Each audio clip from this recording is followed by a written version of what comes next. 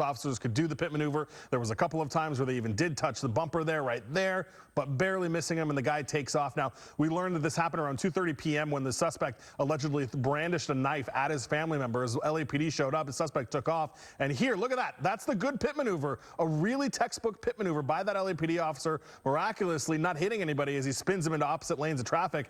But the suspect wasn't ready to give up. Some heated conversations between the suspect and LAPD before the suspect begins to back out of the pit maneuver position that he was in and continues on with the chase, but this time at much lower speeds. We later learned that it's because he's got two flat tires on the passenger side. During the course of the chase, it appeared he was on the phone with somebody. Look at that, another failed pit maneuver by Topanga officers, and here comes one more, this time actually making contact but not spinning him around to bring the chase to an end.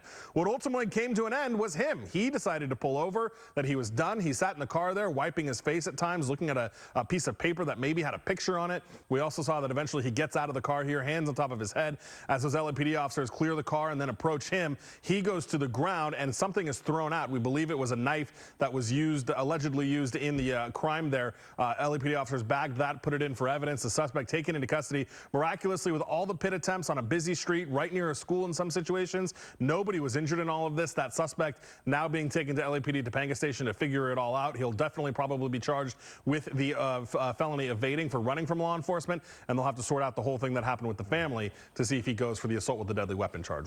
Good to know no one was hurt. All right, Mike, thank you. Well, tonight we are tracking two new storm systems in our next weather. And meteorologist Evelyn Taft is here with our first look at this. And let's take a look at your next weather forecast right here.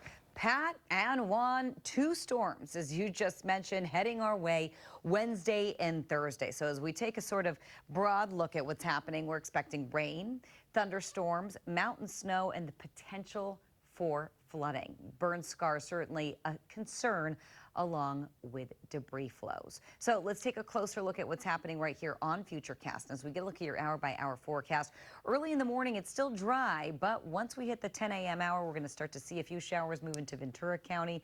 By 11 a.m. starting to become a little more widespread, and by 11:45 we are expecting rain in the forecast, and it could become more widespread by lunchtime tomorrow.